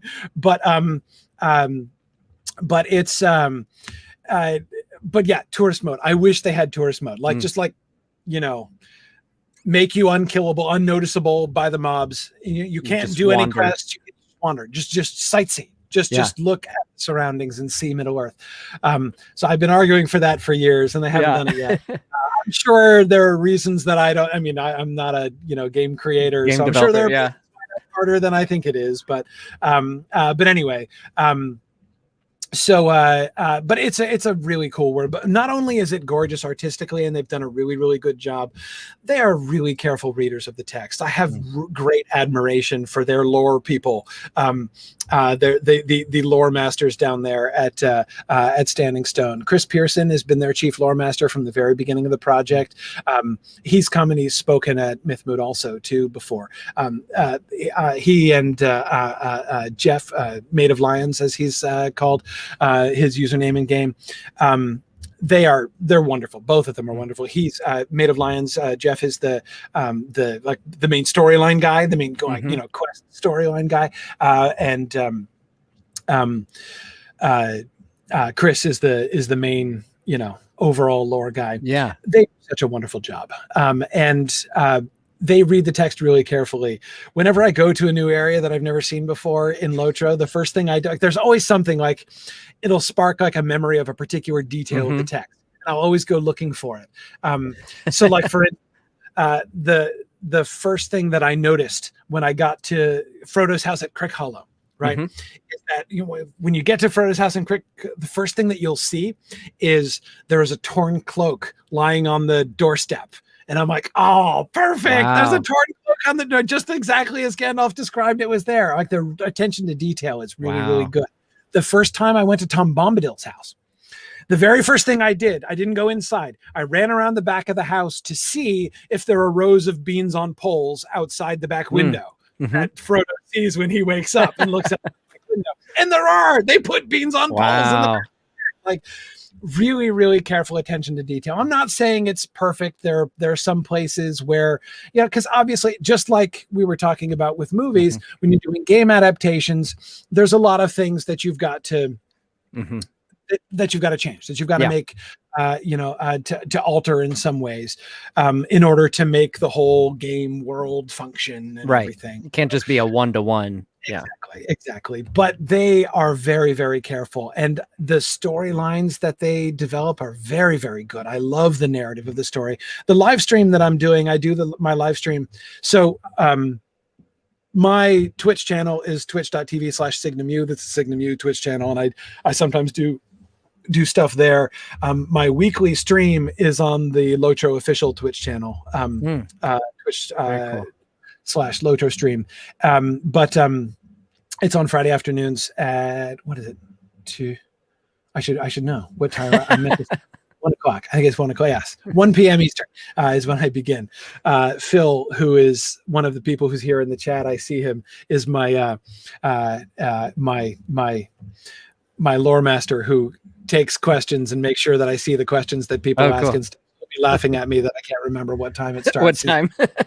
He's about to say that explains why I'm so often late. But anyway, at my stream, my weekly live stream, I'm going through and I'm basically doing a completionist trip through the storyline, like doing every quest and following every story, because I am so interested in how they adapt the stories.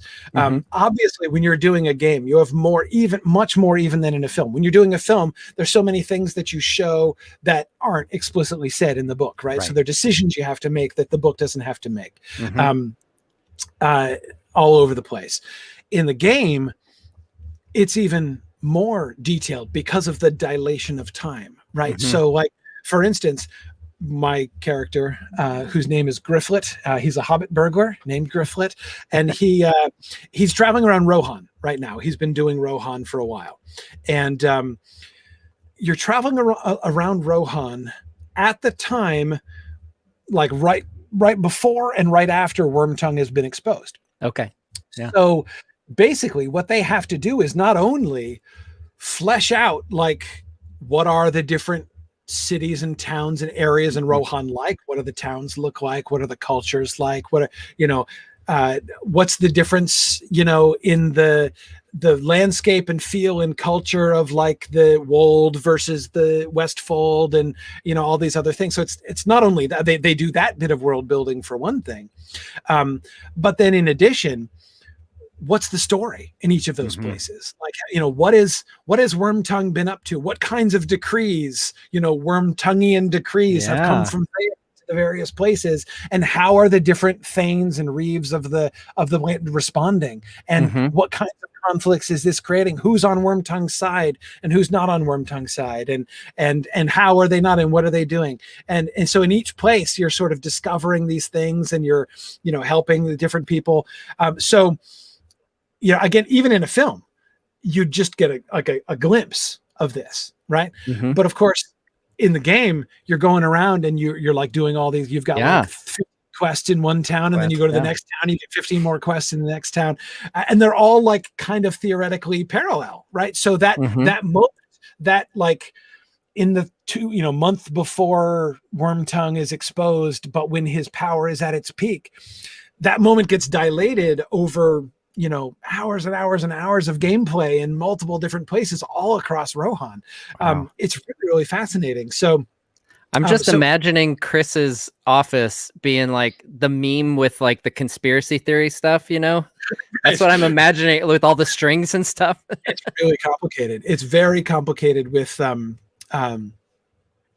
it's very complicated with the timelines, especially because it got really difficult for them because they parallel the PC play to the story of the ring. I mean, the fundamental premise of LOTRO is that you're playing a character, but you're not playing one of, it's not like, one of those Gandalf or something. Yeah. Exactly. It's not like one of those old console games or something where you're like, play Frodo and like go through the quest. Like, it's not like that. So you create your own character, and your character is a side, like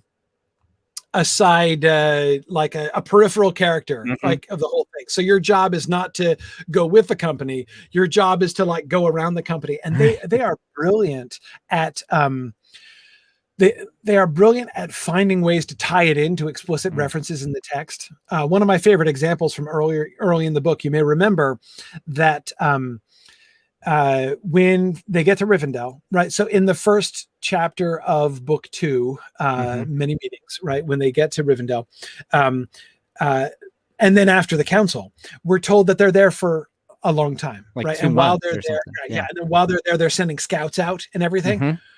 That's a whole quest line, right? You're one of the scouts who gets sent out to like explore things. And remember that reference to how they found the bodies of 8 horses, right? Where's the 9th horse? That's a quest, right? It's a quest that you got to go on to find, like, well, we got to, did one of them escape? Is one of them still around? Like, what's going on? We got to make sure to get to the bottom of this. Right. They do a lot of things like that where they're really Very brilliant clever. at connecting it to the story. So like you actually appear in the story, not by name, right? But you actually appear in the books. Another one of my favorite examples of this is Theoden calls for his sword, right? And he's like, where is my sword? Grima held it in his keeping. And somebody runs out the sword and brings it back. You do that. Like the PC gets to sign the quest to go to Grima's house and like go through his chest and locate the sword. Bring it back to him. So I mean, it's really it's a fun adaptation. They're really, really good at the attention that they pay to the text, the depth of adaptation of the story. And I just have a huge respect for what they've done. Their adaptation, even of the landscape, is interesting. Even just looking at the kinds of history that they build. I've spent a lot of time in LOTRO just going around and looking like at the ruins in Erebor, around Bree. And from the ruins, which you can see, these are Arnorian ruins because they've got the Numenorian symbols on the Star of the North, right? Yeah. So, okay. And then so you can kind of piece together the whole back history of not only the Kingdom of Arnor, but like the Arnorian civil wars, being like, oh, there's the Rudauer symbol. So, okay, so this was a Rudauran castle at one point, based on where they've placed all the ruins and stuff. Again, a lot of real attention to detail. So as far as for a newbie person, there are like hundreds and hundreds of potential hours of gameplay. Oh, for sure. That you can do. But if you go through, there's the epic quest line, and then there's like side quests. If you stick to the epic quest line, you can do this. And you can do it. You don't have to be like, you can pay a subscription to be a VIP member. You can play for free. You can play for free and play the whole epic quest line. So, it's not required to be a VIP. I mean, obviously there's some things that make it easier if you're a VIP, but you can play the whole epic line as a free to play. And that gives you sort of the core story that goes along in parallel with the main plot of the Lord of the Rings, with some extra stuff worked in, like the exploration of Moria, for instance. They did all of Moria. It's huge. That's in the amazing. Game. You can even go down and find Gandalf's hat at the bottom of the chasm where he fell with the Balrog. That's awesome. It's pretty cool. Well, I am definitely looking forward to it. That's one of the when I upgraded my computer recently, I switched to PC, and one of the things I was most excited about was breaking out my character on LOTRO again, and really diving into it. For the record, my character is a dwarf and his name is Kildum. Nice. So I'm excited to get Kildum out and go kill them orcs. Well, I know we're running short on time here. I know we gotta get wrapping up. So I've got some rapid fire questions for you, and hopefully, maybe someday we can unpack these further in a future live stream. But I'll throw some rapid fire questions at you. What age do you think is the most interesting of Middle Earth? I have to say the second, primarily because there's so little written about it. Yeah. It's the Second Age is like the great untold story in Tolkien's world. And so for me, it's extremely tantalizing and very interesting for that reason. It's hard to choose. First Age and Third Age, there's so much and they're so awesome. But yeah, if I had to go with like what I find most fascinating, I think the Second Age, because it's so unknown. Yeah. Great. What is your favorite Tolkien book?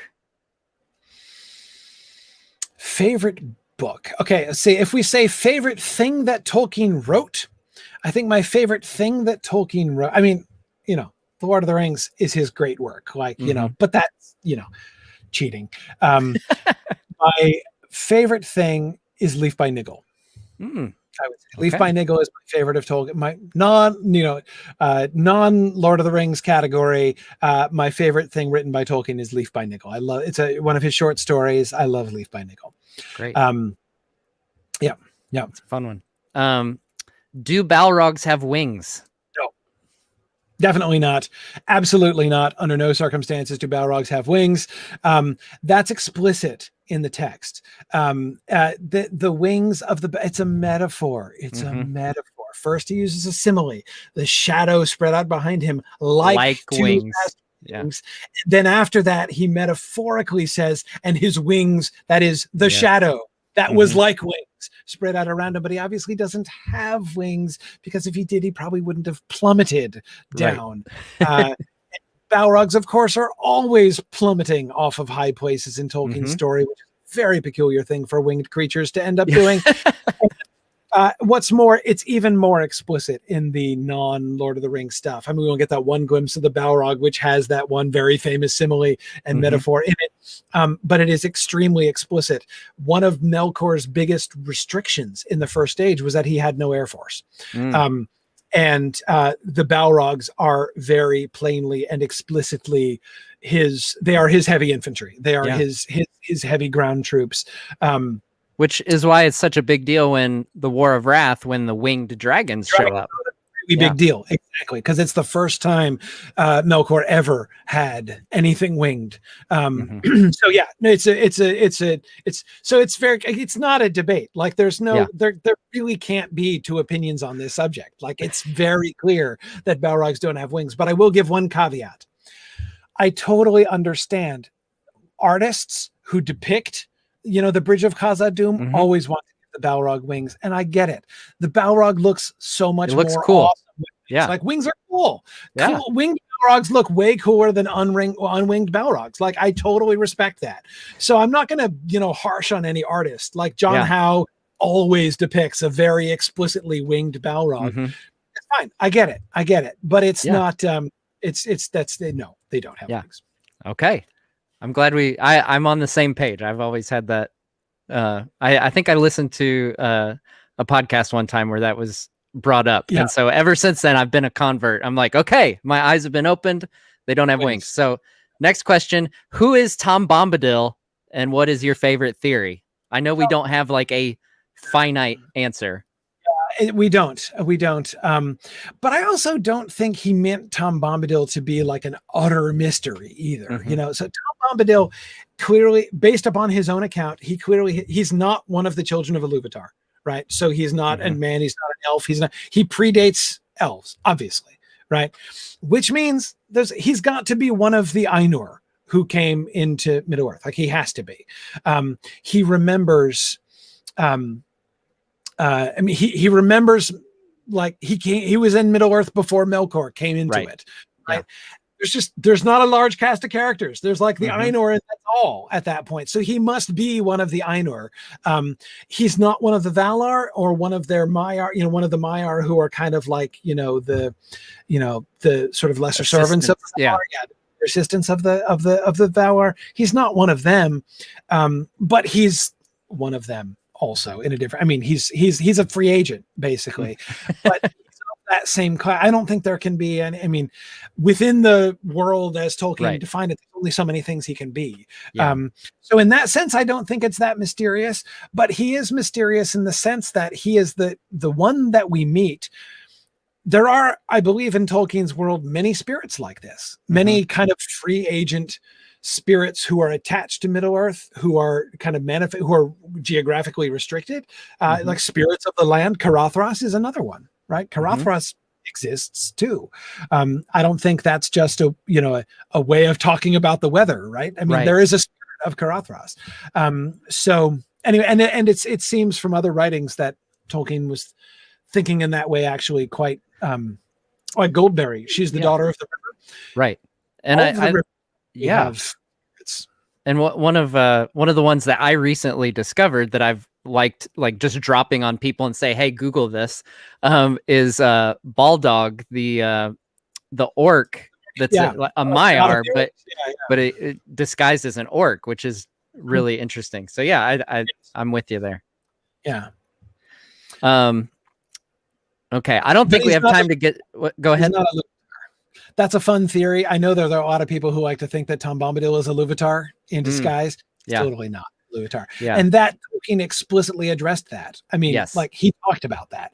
And his argument was, of course, a very good one. You know, he was like, she said he is, which is very different. He is very different from I am that I am, which is what primarily, the identity of the name of God is I am, is primarily what people kind of latch onto when they're making that connection. And Tolkien was like, no, that's not even what that says. Like he's not only opposing and saying that's not what I meant. He's saying that's a bad reading of that passage. Yeah. And here are the reasons why it's a bad reading of that passage. So, yeah. And he's also not Tolkien himself. I've had a lot of people comment asking me if he's Tolkien himself, and that he also directly refuted that one, I believe, as well. Yeah, I mean, you could say it almost indirectly in the sense that like he really liked Tom Bombadil, and Tom Bombadil represents a lot of things that he really enjoyed. But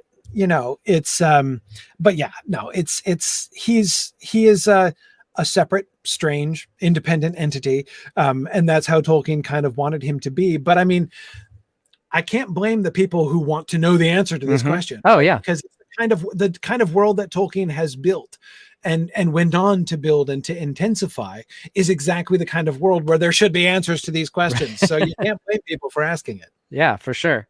Okay. So my last question here, I had a couple others regarding whether or not taking the Eagles to Mordor, but we'll save that for another time because I think we could go on for a while on that one. Yeah, so definitely. Tolkien Professor versus Stephen Colbert, who would win in a trivia contest? Oh man. He might win because first of all, Stephen Colbert is a legit fan. Like he knows his stuff. Sure. And I think he is way quicker witted than I am. So he would probably win in a debate. People have been wanting to set up a debate between me and Stephen Colbert for like a decade. Really? He listens to my podcast, by the way. I've had several like very indirect interactions with him. But I know he listens to my podcast, and what I would love, I don't want to debate with him. I just want to geek out with him. I just want to have like a session where we just kind of like talk about Tolkien and like, give him a chance on his show because he's never had that. Like, he's almost never had a guest whom he could really like discuss Tolkien with in the way that he always wants to talk about Tolkien. So that's what I would want to do. Let's just discuss. Let's not debate. Yeah. But yeah, no, I think he might possibly win, but it would be fun if debating him is what would have to happen in order to have me be on his show. I'd do it. The trivia. Yeah. The trivia contest. Yeah. I've heard, I had Stephen Hunter, who played Bomber in the Hobbit movies. He was, I had heard before that, Stephen had gone down to New Zealand and had a trivia contest down there with was it Philippa Boyens? Yeah. And I had always heard like it was a mystery who won, but Stephen Hunter totally ratted him out and said that Stephen Colbert totally won it. That surprised me. For two reasons that doesn't surprise me. Yeah. Yeah. But no, I mean, I know, Stephen Colbert, of course, has become more and more heavily entrenched in the political realm in late years. And I don't want anything to do with the political realm, Right. but on a pure Tolkien discussion, like it, I really, whatever anyone thinks about him for political reasons, and I have no opinion on those things. Right. But he is a true fan. He knows his stuff really well. Yeah, that would be a great, I would definitely sign up to excuse me, to listen to the two of you geek out and just be a fly on the wall in that conversation. That would be amazing. It would be fun. Yeah. Well, Corey, thank you so much for joining us here today, doing some Q&A and just talking Tolkien. Hopefully we can do this again sometime, and we'll definitely have a lot of stuff to look forward to with the Amazon show. And I mean, we didn't even talk about, we've got a new Tolkien book coming out later this year. So we've got some exciting stuff on the horizon. So so tell us real quick, for everybody watching here, how they can find you, your podcast, and plug everything. A bunch of different, I kind of sloppily publish my stuff in lots of different places so people can get it in lots of places. My 13-year-old son tells me I'm doing YouTube wrong, but it is what it is. So the best place you can go to get my content is the Signum University YouTube page. A lot of my stuff is there. I do a bunch of weekly live broadcasts. Well, I've got 4 different programs, one of which is every other week and the other 3 of which are every week. So I do those. All of those get posted to our YouTube channel. Either they're broadcast live on our YouTube channel or they get posted there right afterwards. There are also audio podcast feeds for people who want to do the audio podcast. Look us up, Tolkien Professor, Exploring the Lord of the Rings. My Exploring the Lord of the Rings class is a separate thing, and then there a separate feed, and then there's the Mythgard Academy, which is another separate feed, one of the other broadcasts I do. So there's lots of content out there. I just recently did that YouTube video with Wired, right? Yeah, people watched, and so there are a whole bunch of people who were kind of learned about my stuff for the first time. So I was getting a lot of stuff on Twitter because my Twitter account was posted, and you can reach out to me on Twitter at Tolkien Prof. Twitter is kind of my primary social media because I'm old. So Twitter is what I primarily do. Anyway, so on Twitter, I'm getting a bunch of people reaching out to me being like, hey, is there any more of your content I can find? And I'm like, make sure you're sitting down, because there's a lot. 1,000 hours of material. So there's plenty. But the thing about the YouTube channel that I always refer people to the YouTube channel first, because it's set out in different playlists, so you can see it in different chunks. There's some really long running programs like the SilmFilm thing we were talking about before, like Exploring the Lord of the Rings. There's also single book discussions that I've done, like through the Mythgard Academy, where you can look at my, I don't remember how many it was, 14 or 15 class sessions, chapter by chapter, through the Book of Lost Tales, or whatever. So it's a little bit easier. And also we did other non-Tolkien stuff there. You can look at my class on Dune or Watership Down or Dracula. Very cool. So all of this stuff is there. So YouTube channel is definitely the best place to start. And if you want to contact me or ask me a question, Twitter's the best place to reach out at Tolkien Prof. Very cool. Well, thank you again, Corey. This has been a lot of fun. And we will see you guys next time.